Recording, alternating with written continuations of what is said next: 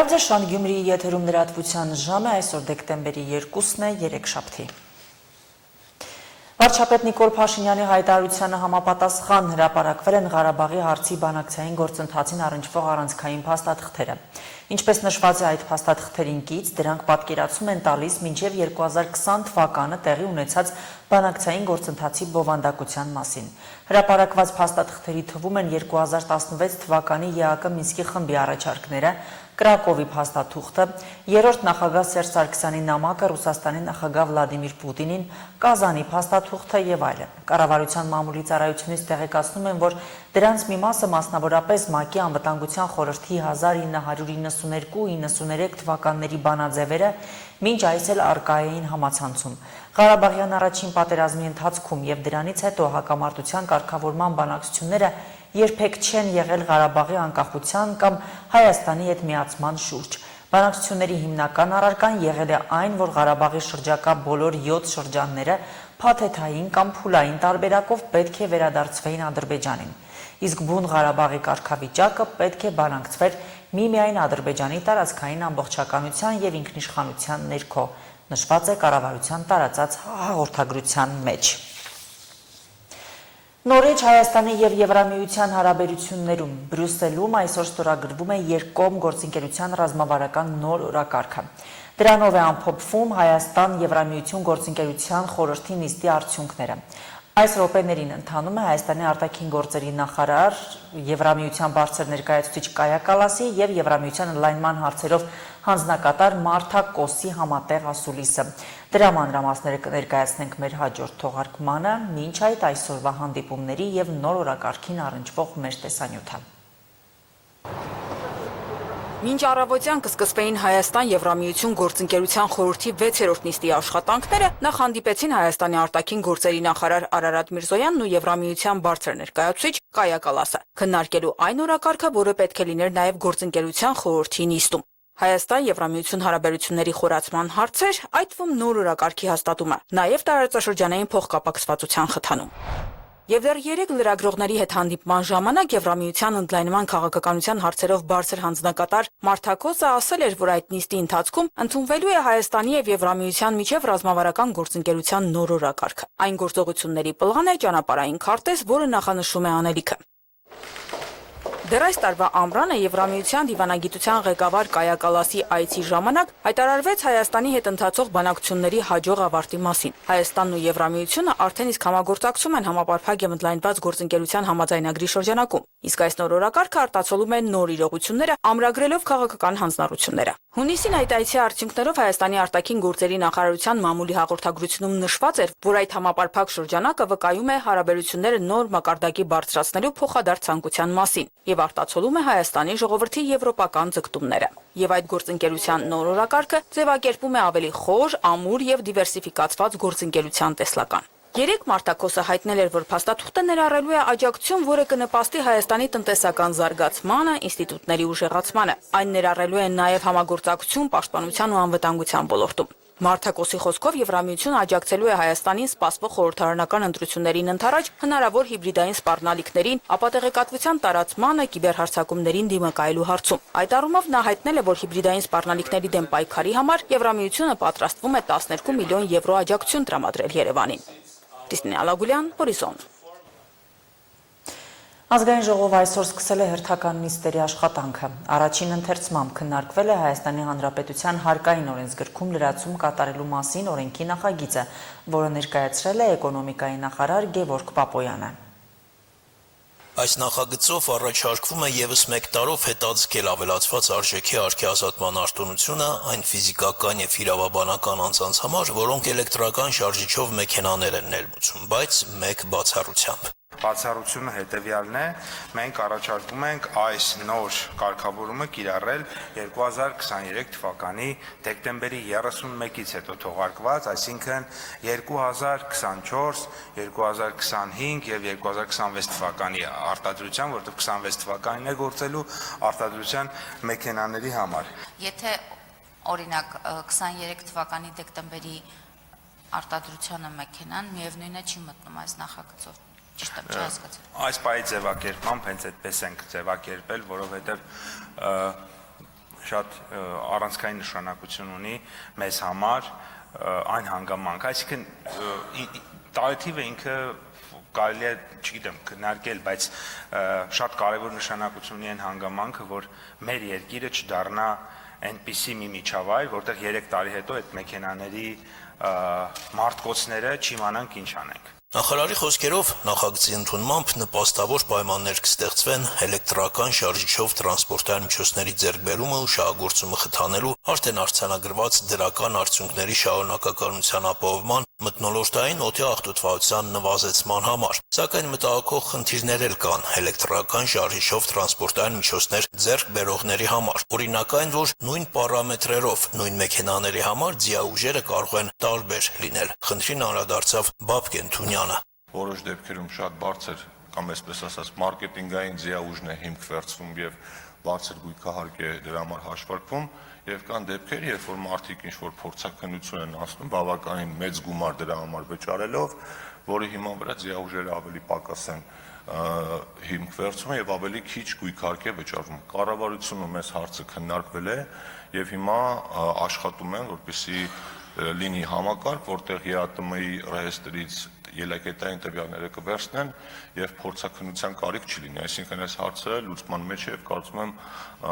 առաջիկա օրերի ընթացքում վերջնական լուծումը կլինի։ Ընդունման դեպքում օրենքը ուժի մեջ է մտնելու 2026 թվականի հունվարի 1-ից եւ գործելու է մինչեւ 2026-ի դեկտեմբերի 31-ը։ Հաջորդը ազգային ժողովը քննարկեց առողջապահության համընդհանուր ապահովագրության համակարգի ներդրման մասին օրինագծի եւ կից օրենսդրական փոփոխությունների փաթեթը։ 2026-ին համակարգ են ընդգրկվելու մինչեւ 18 տարեկան եւ 65-ից բարձր քաղաքացիները, 18-ից 65 տարեկան հաշմանդամության կարգ ունեցողները, 28 եւ ավելի անապահովության միավոր ունեցող ընտանիքները։ Այս խմբերի համար ապահովագրավճարը տալու է պետությունը։ Համակարգում կընդգրկվեն նաեւ 200,000-ից բարձր աշխատավարձ ստացողները, այս դեպքում պետությունը որոշակի սուբսիդիաներ կսահմանի։ Օրինակ 200,000-ից 500,000 ստացողները ամսական ապահովագրավճար են վճարելու 10,800 դրամ։ 10,800 դրամից նրանք զինապահ հիմնադրամին այսօր վճարվող 5,500 դրամի փոխարեն վճարելու են ընդամենը 1,000 դրամ եւ մնացած 4,500 դրամը կարողանալու են ուղղել առողջության ապահովագրությանը։ Հաջորդը ֆիզիկական անձանց հայտարարագրման համակարգի շրջանակներում սոցիալական կրեդիտների շրջանակում հետ վերադարձն է։ Այսինքն մեր կողմից վճարված եկամտահարկից պետությունը այսօր մեզ վերադարձնում է մեր անձի առողջության եւ կրթության ծախսերը հոգալու համար։ Եվ այս սոցկրեդիտների շրջանակներում, նորից եմ կրկնում, 200-ից 500,000 դրամ ստացող քաղաքացիները մինչև ամսական 6,000 դրամի շրջանակներում կարողանալու են հետ վերադարձ ստանալ։ Բերեք ասեք այդ վճարված գումարների դիմաց ինչպիսի ծառայություններ եւ բուժօգնություններ են սահմանվում։ Ծառայությունների ցանկը, պարոն Ղազանջան, ինձնից կպահանջվի երևի 3 ժամ, որպեսզի ես դրանք հերթով թվեմ, որովհետև ծառայությունները ուրեմն ոչ միայն ցանկեր են, այլ նաև դրանք դասակարգված են, թե որ ծառայությունը, որ օղակում պետք է ստացվի, ինչպիսի ցուցումների հիման պետք է ստացվի, եւ այլն, եւ այլն, եւ այլն։ Նախարարը հարցուպատասխանի ժամանակ անդրադարձավ նաև պետպատվերի հետ տարբերություններին, արդյոք նոր համակարգը նաև ֆինանսական եւ ծառայությունների մասով է ավելի ընդգրկուն։ Անահիտ Ավանեսյանը մի քանի օրինակներ բերեց։ Օրինակ, կոնքազդրի կամ ծնկան հոդի էնդոպրոտեզավորումը, որը սահմանափակում է մարդկանց շարժողունակությունը։ Այսօր դրա էնդոպրոտեզի արժեքը մեր ամենամեծ պետական պետպատվերի փաթեթի մեջ էլ ընդգրկված չէ, ապահովագրության մեջ լինելու է եւ վիրահատությունը եւ էնդոպրոտեզի արժեքը մինչեւ 600,000 դրամ։ Քիմիոթերապևտիկ դեղերի մասով այսօր մեր մաքսիմալ լիմիտը, որ մենք կարողանում ենք տրամադրենք քաղաքացիներին, մինչև 300,000 դրամն է, ապահովագրության մեջ մինչև 1,200,000 դրամն է։ Արդյոք տարբերությունը մեծ է, իհարկե մեծ է։ Հիշեցնենք, որ համակարգի ներդրումը տեղի է ունենալու 3 տարիների ընթացքում։ 2027 թվականին ընդգրկվելու են մինչև 200,000 դրամ ստացող, իսկ 2028-ին մնացած բոլոր քաղաքացիները, եւ արդեն 2029 թվականին բնակչության ճնշող մեծամասնությունը պետք է ունենա առողջության համընդհանուր ապահովագրություն։ Արտակ Հովհաննիսյան, Հորիզոն։ Նիկոլ Փաշինյանը Facebook-յան գրառմամբ տեղեկացրել է, որ քաղաքացիական պայմանագիր կուսակցության վարչության որոշմամբ ընդունվել է կուսակցության էթիկայի կանոնագիրքը։ Քաղաքացիական պայմանագիր կուսակցությունը որպես կառավարող ուժ հատուկ պատասխանատվություն է զգում երկրում քաղաքական միջավայրի, մթնոլորտի, կուլտուրայի զարգացման գործում։ Նաև այս պատասխանատվությունը կրելով քաղաքացիական պայմանագիր վարչության որոշմամբ ընդունվել է կուսակցության էթիկայի կանոնագիրքը, որում ստանդարտներ ենք սահմանում ինքներս մեզ համար, դրանով իսկ հայտարարելով ինքներս մեզ հայոյախոսության, անձնական թիրախավորման, վիրավորանքի դաշտից դուրս դնելու, ինչպես նաև բարևարքության լավագույն ստանդարտներին մեր նվիրվածության մասին։ Այնպես, որ երբ հայոյանքին հայոյանքով, վիրավորանքին վիրավորանքով չպատասխանենք, խնդրում ենք դա չընկալել որպես թուլություն կամ վախվորածություն, այլ նվիրվածություն մեր իսկ ընդունած էթիկայի կանոնագրքին Facebook-յան իր էջում գրել է վարչապետը։ Մարդու իրավունքների պաշտպանի նախաձեռնությամբ Ռաուլ Վալենբերգի Մարդու իրավունքների և մարդասիրական իրավունքի ինստիտուտի աջակցությամբ տեղի ունեցել համաժողով նվիրված հաշմանդամություն ունեցող անձանց միջազգային օրվան։ Միջոցառմանը մասնակցել են ազգային ժողովի պատգամավորներ, գործադիր իշխանության, քաղաքացիական հասարակության կազմակերպությունների ներկայացուցիչներ, ոլորտային փորձագետներ, ինչպես նաև թեմայով հետաքրքրված անձինք։ Շատ խորհրդանշական վերտարություն է կրում մեր միջոցառումը, մասնավորապես մատչելիություն, ոչինչ մեր մասին առանց մեզ, եւ ամբողջ գաղափարախոսությունը հետևալում է նախ ընդգրկել հաշմանդամություն ունեցող անձանց իրենց վերաբերելի քննարկումների, որոշումների կայացման գործընթացներում, երկրորդ հերթին չափազանց կարևոր է քննարկել նաեւ Հայաստանի Հանրապետությունում մատչելիության ապահովման հետ կապված խնդիրները։ Մենք արտահերթ զեկույց ենք հրապարակելու շատ շուտով եւ այսօր նաեւ զեկույցի մասին խոսելու ենք, որը վերաբերելու է նոր կառուցվող, վերակառուցվող եւ հիմնանորոգվող շենքերում մատչելիության ապահովման հետ կապված խնդիրներին։ Իհարկե հիմնական մեր թիրախը այդ շենքերում մեր կողմից իրականացված մշտադիտարկումներն են, որովհետև ամբողջ տարվա կտրվածքով մենք շատ կարևոր խնդիր էինք փորձում հասցեավորել, տարբեր փորձագետների եւ հաշմանդամություն ունեցող անձանց ներգրավմամբ մշտադիտարկել ենք մի շարք նմանատիպ շենքեր ամբողջ Հայաստանի Հանրապետության տարածքում, բացահայտել ենք այն խնդիրները, որոնք նույնիսկ նոր կառուցվող, վերակառուցվող եւ հիմնանորոգվող շինություններում են ի հայտ գալիս մատչելիության ապահովման հետ կապված եւ բնականաբար փորձելու ենք հասցեավորել այս հարցերը եւ այս առնչությամբ մենք ոչ միայն զեկույցը պարզապես հրապարակելու ենք, այլ նաեւ հարցերի վերաբերյալ ես ինքս շատ հրապարակային եմ խոսում եւ խոսելու, որպեսզի հնարավոր լինի համատեղ ուժերով այս խնդիրները հաղթահարել։ Ես չափազանց կարևորում եմ, որպեսզի հաշմանդամություն ունեցող անձանց իրավունքների հետ կապված հարցերը Հայաստանի Հանրապետությունում առաջնահերթության ձևաչափով քննարկվեն, որովհետև սա մի ոլորտ է, որի առնչությամբ մենք շատ դեպքերում հռչակագրային առումով խոսում ենք ոլորտի կարևորության, այս մարդկանց կողքին լինելու կարևորության մասին, բայց իրական կյանքում շատ դեպքերում բավականին փոքր քայլեր են ձեռնարկվում անձանց իրավունքների պաշտպանության առումով, հետևաբար ես չափազանց կարևորում եմ թե խորհրդանշական ձևաչափով, թե գործնական քայլերի ձևաչափով հաշմանդամություն ունեցող անձանց խնդիրներին առաջնահերթ ուշադրություն դարձնելը։ Բոլոր հաշմանդամները, ովքեր որ դիմում են մեզ, մենք եթե չենք կարողանում մեր հարցերը մեր ուժերով հարցի լուծում տանք, մենք դիմում ենք մարդու իրավունքի պաշտպանին, մեր բաժնին եւ մենք կարողանում ենք հարցերի լուծում տալ։ Ամեն դեպքում իրազեկումը մարդկանց մոտ շատ ցածր մակարդակի վրա է այսօր գտնվում։ Եղել է ժամանակ, որ բարձրացավ, նորից իջնում է, քանի որ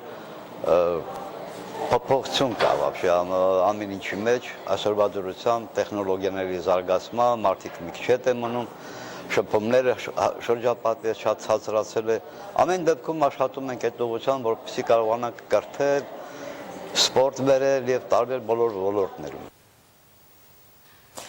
Գյումրիի կոմունալ ծառայությունը ձմեռային սպասարկմանն է նախապատրաստվում։ Կոմունալում այս պահին ոչ այնքան տեխնիկայի, որքան աշխատուժի պակասի խնդիր կա։ Աղբահավաք բազմաֆունկցիոնալ մեքենաները սպասարկող վարորդներ չունեն։ Քաղաքապետարանում տեղի ունեցած հայտնի դեպքերից հետո կալանավորված 10 վարորդներից 7-ը դեռ շարունակում է մնալ երկամսյա կալանքում, իսկ կոմունալի առգրաված տեխնիկան վերադարձրել են։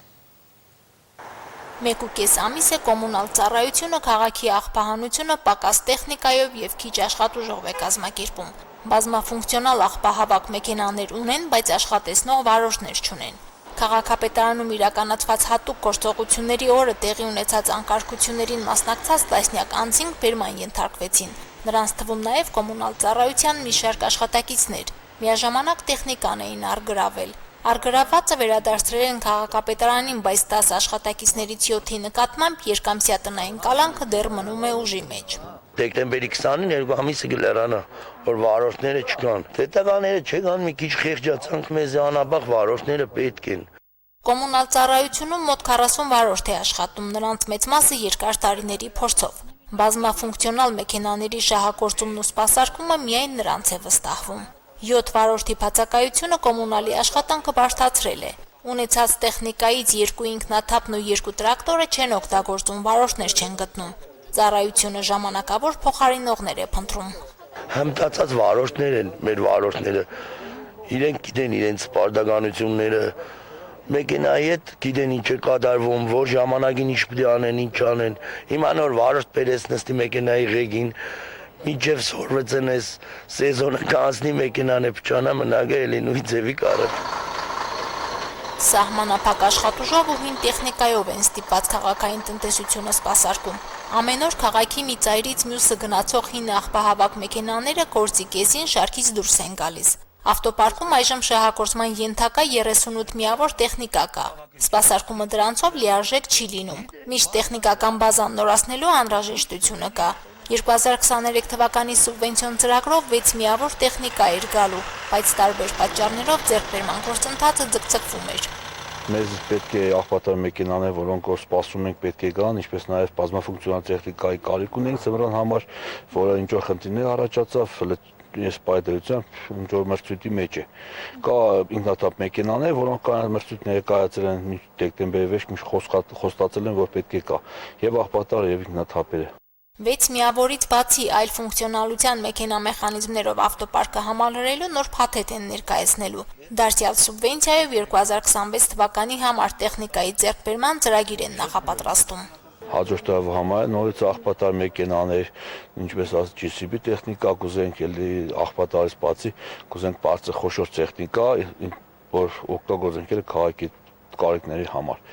Գետագի մակրման համար աղբատարի համար չունենք էլ այդպես խոշոր տեխնիկա։ Ինչպես նաև պոպկա տեսակի տրակտորի մասին է խոսքը։ Ճիշտ է, ինքը փոքրիկ տեխնիկա է, բայց բազմաֆունկցիոնալ է։ Իրան ավել են կապեն, ծմերները կալվեն, համարը կալվե, համարը սենք ավել կեն է, այդ տեխնիկան, բանով, չերով, չունե հետը կուկա, որ թոս չեն հետ քաղաքը։ Կոմունալի բրիգադներն այժմ զբաղված են ձմռան նախապատրաստական աշխատանքներով։ Բազմաֆունկցիոնալ տեխնիկաները վերանորոգում են ձևափոխում, հարմարեցնում ձմեռային սպասարկմանը։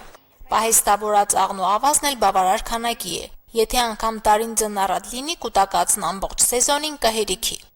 Մարինե Տերբինյան, Վահագն Վարագյան, Հորիզոն։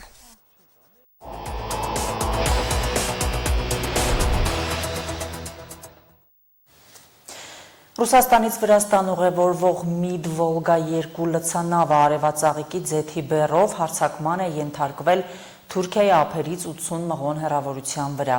Նավի անձնակազմի 13 անդամները չեն տուժել։ Նշվում է, որ նավն ընթանում էր Թուրքիայի Սինոպի նավահանգստի ուղղությամբ։ Պաշտոնապես այլ տեղեկատվություն չի հաղորդվել, սակայն հայտնի է դարձել, որ հարձակման մեջ ներգրաված է եղել կամիկաձե անօդաչու։ Reuters-ի հարցմանն ի պատասխան թուրք պաշտոնյաներից մեկը հայտնել է, որ անհրաժեշտ հաղորդագրությունները փոխանցվել են համապատասխան կողմերին, այդ թվում Ուկրաինայի իշխանություններին։ Նոյեմբերի 28-ին ուկրաինական ծովային անօդաչուները Սև ծովում հարվածել էին առանց բեռի Ռուսաստան ուղևորվող Կայրոս և Վիրատ լցանավերին, որոնք նավարկում էին Գամբիայի դրոշի ներքո։ Նրանք աղետի ազդանշաններ էին ուղարկել Սև ծովում Թուրքիայի ափերից համապատասխանաբար 28 և 38 ծովային մղոն հեռավորության վրա։ Ռուսաստանի նախագահը այցելել է Միացյալ ուժերի խմբի հրամանատարական կետերից մեկը։ Գլխավոր շտաբի պետ Վալերի Գերասիմովը և այլ պաշտոնյաներ Վլադիմիր Պուտինին են ներկայացրել մարտի դաշտում իրավիճակը։ Զեկուցվել է Դոնեցկի, Զապարոժեի ուղղություններում առաջխաղացման և Խարկովի մարզի Վովչանսկ քաղաքը, նաև Պոկրովսկը գրավելու մասին։ Ուկրաինական կողմը չի հաստատել այս տեղեկությունները։ Հատկանշական է, որ Վլադիմիր Պուտինը նաև հրահանգել է անհրաժեշտ ամեն ինչով ապահովել Ռուսաստանի զինված ուժերի անձնակազմը ձմեռվա համար։ Ֆրանսիայի նախագահ Էմանուել Մակրոնը հեռախոսազրույց է ունեցել Ամերիկայի նախագահ Դոնալդ Թրամփի հետ, որի ընթացքում նրանք քննարկել են ուկրաինական հակամարտության կարգավորման շուրջ ստեղծված իրավիճակը։ Զրույցը տեղի ունեցել Մակրոնի եւ Զելենսկիի միջև բանակցություններից հետո, որը կրկին այցելել էր Փարիզ։ Մակրոնը ներկայացրել է նախագահ Զելենսկիի այցի ընթացքում տեղի ունեցած քննարկումների մանրամասները։ Ֆրանսիայի եւ Միացյալ Նահանգների նախագահները քննարկել են Ուկրաինայում երկարատև խաղաղության պայմանները եւ Միացյալ Նահանգների կողմից ձեռնարկվող միջնորդական ջանքերը։ Մակրոնը հայտարարել է Ուկրաինային անվտանգության երաշխիքներ տրամադրելու անհրաժեշտության մասին եւ հայտնել է Ամերիկայի հետ համագործակցելու իր պատրաստակամությունը այս հարցում։ Այժմ լրահոսը եւս սպառված է, նորությունների սպասեք մեր հաջորդ թողարկումներում։